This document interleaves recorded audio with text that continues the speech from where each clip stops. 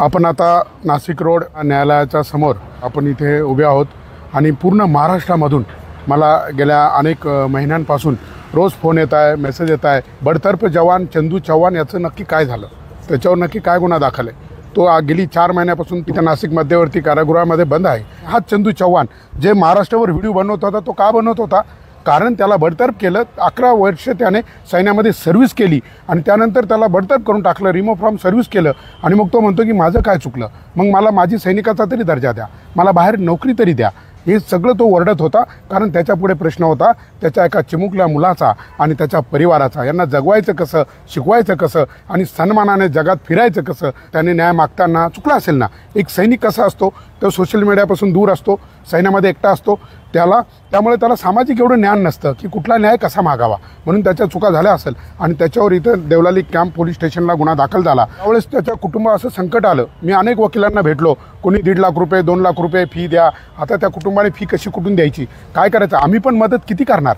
म्हणून मी शेवटी ह्या नाशिक रोडमध्ये माजी न्यायाधीश माननीय प्रकाश ताजनपुरे साहेबांना भेटलो आणि त्यांना भेटल्यानंतर त्यांना सांगितलं चंदू चव्हाणची परिस्थिती, सांगितलं की आम्हाला 1 रुपया पण नको, आम्ही केस लढणार।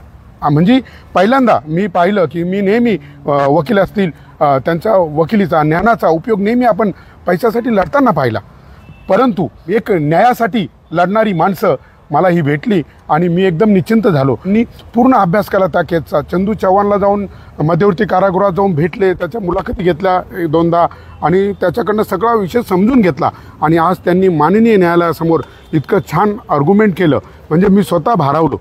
त्यांची ॲक्च्युली विरोध होता व्हिडिओ बनवायला, पण मी त्यांना सांगितलं नाही, जे मी पाहिलं, जे मी एक वक्ता आहे, महाराष्ट्रभर मी जे प्रबोधन करतोय, तर मला त्यातून त्यांचे बोलण्याची जी पद्धत असेल, तो अभ्यास असेल, त्यांनी जी मांडणी केली की मी नेहमी सांगत असतो की कोणतेही क्षेत्र असू द्या, आपण वक्ता असलं पाहिजे की आपला मुद्दा आपण आपल्या त्या वकील असेल तर जज साहेबांना, कुठे आपण व्यापारी असेल तर आपल्या ग्राहकांना, डॉक्टर असेल तर आपल्या पेशंटला आपल्याला विश्वास देता आला पाहिजे की मी बोलतोय तेच खरं आहे आणि बाकी खोटं आहे। ते मी त्यांच्यामध्ये तो आत्मविश्वास पाहिला, बोलणं पाहिलं, इतकं छान। साहेब तुम्ही ना नक्कीच मी या माध्यमातून सांगेल की एक भविष्यामधला माझ्या नाशिक जिल्ह्याला मिळालेला एक अभ्यासू आणि एक चांगला वकील आहे असं मी समजेल। धन्यवाद। आज तुम्ही ज्या पद्धतीने बोललात, आज नक्की त्या केसमध्ये तुम्ही आता खूप अभ्यास केला आणि आर्ग्युमेंट पण केलं आणि मला पण खात्री आहे की नक्कीच न्यायदेवता एक चंदू चव्हाणला याच्यामध्ये जामीन देऊन आणि त्याला मुक्त करेल। तर तुम्ही काय सांगाल आता ह्या केस संदर्भात आणि याबद्दल?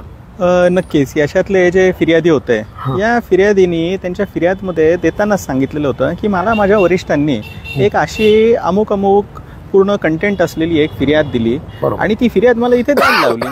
म्हणजे कायद्यानुसार आपल्याला जर फिर्यादी आहे, हा फिर्यादी कधीही थेटपणे त्या केसशी रिलेटेड कधीही नव्हता, फक्त वरिष्ठांनी जे काही दिलेलं आहे त्यांनी पोस्टमनची भूमिका केलेली होती। आता वरिष्ठांना चंदू चव्हाणच्या विरोधात हे देण्याची वेळ का आली? चंदू चव्हाणनी जे काही त्याच्या एंटायर व्हिडिओजमधून जे मुद्दे मांडलेले आहेत आणि पोलिसांनी जे सेक्शन्स त्याच्या विरोधात लावलेले आहेत, ते सेक्शन जर आपण बघितले तर हा गुन्हा कुठे अट्रॅक्ट होत नाहीये।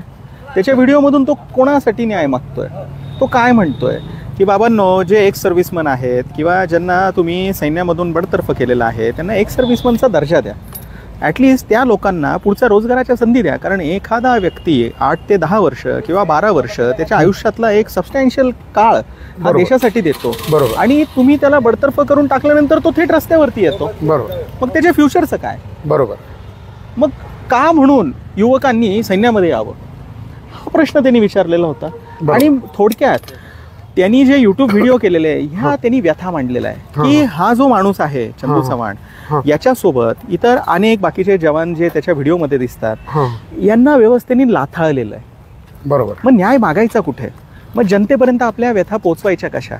आणि त्याच्यासाठी समाज माध्यमांचा त्यांनी वापर केला तर तो गुन्हा ठरू शकतो का, हेच आपल्याला सुरुवातीला बघावं लागेल। जे काही आकसबुद्धीने त्याच्या ऑफिसर्सने जे काही आणि पोलीस यंत्रणेने कुठल्याही पद्धतीचा प्राथमिक तपास न करता की चंदू चव्हाणने खरंच अशा गोष्टी ज्या फिर्यादी सांगतो तशा केलेल्या आहेत का, कुठल्याही प्रकारचा प्राथमिक तपास न करता, खरं तर BNS नुसार त्यांना अधिकार आहेत, खरं तर हा गुन्हा या पद्धतीने झालेला आहे की नाही प्राथमिक एक तपास करून मग त्या अहवालानुसार तुम्ही द्यायला हवं।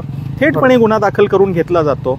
बरं, दाखल करून घेतला, त्या फिर्यादींनी जे सांगितलंय त्या सगळ्या गोष्टी आणल्या रेकॉर्डवरती आणल्या. त्या दृष्टीने तपास केल्यानंतर चंदूने किंवा इतर त्याच्या जे सहकारी आहेत यांनी खरंच जर गुन्हा केला असता तर पोलिसांना तसे मटेरियल सापडले असते. परंतु चार्जशीटमध्ये तशा पद्धतीचं इन्क्रिमिनेटिंग मटेरियल हे काहीच सापडलेलं नाही. म्हणजे वाचल्यानंतर आपल्याला दिसतं. आणि आपण मेहरबान न्यायालयाला ह्याच गोष्टी सांगितल्या. आणि आता बघूयात, हा विषय जो आहे हा सबज्युडाइस आहे आणि मला खात्री आहे की त्याला नक्की न्याय मिळेल. नक्कीच न्याय मिळेल. आणि या माध्यमातून मी अजून माझ्या सर्व जे काही महाराष्ट्रातून सोशल जे काही सामाजिक कार्यकर्ते आहेत, मला जे महाराष्ट्रभरातून जे फोन करत होते त्यांना सगळ्यांना चंदूची काळजी होती.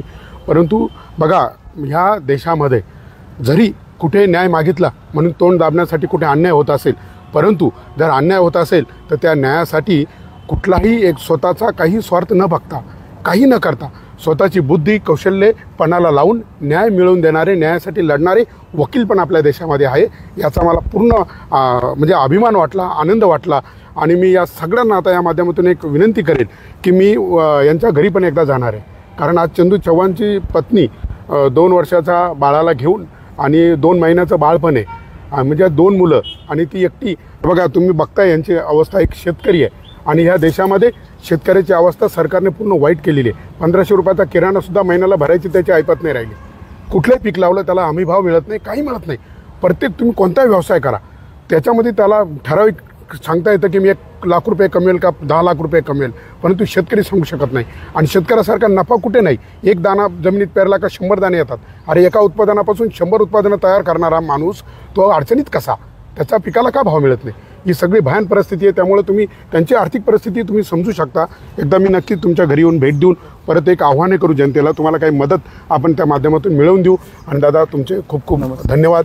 आज तुमच्या रूपाने मला एक अभिमान वाटला. म्हणून मी तुमचा विरोध असतानाही मी हा व्हिडिओ बनवला. याचं कारणच असं आहे की जे मी पाहिलं माझ्या डोळ्यांनी, तुम्ही जो अभ्यास केला, तुम्ही माझ्याशी जे फोनवर संवाद साधत होते आणि आज मी तुम्हाला न्यायालयासमोर न्यायाधीश साहेबांना जे मांडणी करताना मी तुमच्यातला जो आत्मविश्वास, तुमच्यातलं जे एक वक्ता, तुमच्यातला एक अभ्यासू वकील मी पाहिला, त्याबद्दल खूप खूप धन्यवाद. आणि नक्कीच तुम्ही असंच नक्कीच गोरगरीब कोणावर अन्याय होत्या दादा, नक्कीच त्यांच्या न्यायाच्या माध्यमातून मला त्याची खरंच एक समाजाची सेवा करायला मिळते. हेच माझ्यासाठी नक्कीच नक्कीच धन्यवाद. जय जवान, जय किसान, जय भूमिपुत्र.